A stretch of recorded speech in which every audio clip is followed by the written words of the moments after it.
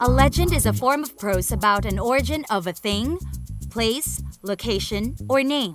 The events are imaginary, devoid of truth, and unbelievable. An example of this is the legend of Mariang Makiling.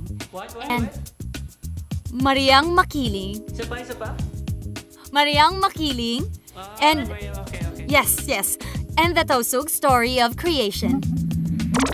A short story is a narrative involving one or more characters, one plot, and one single impression. Just like the story of Pilandok and the Crocodiles. A play is a scripted story divided into acts, and these acts are divided into scenes. It's a composition in verse or prose intended to portray life or character, or to tell a story, usually involving conflicts and emotions through action and dialogue, and typically designed for theatrical performance. This can be categorized into ethnic plays. These are plays based on old Filipino folklore and old traditions.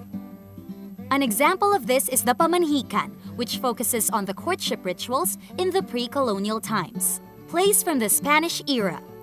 These plays are mostly about Catholic festivities.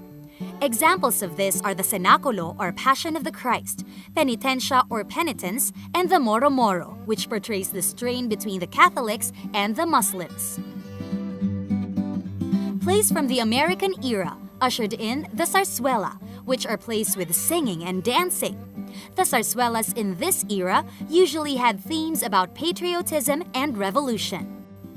Anak ng Dagat, Child of the Sea, 1921, and Dalagang Bukid, Country Maiden, 1919.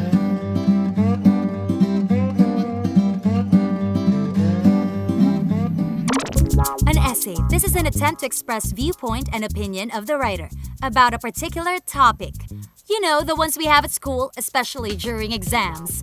It's the last part of the exam where usually, when you can answer it, you get 5 free points.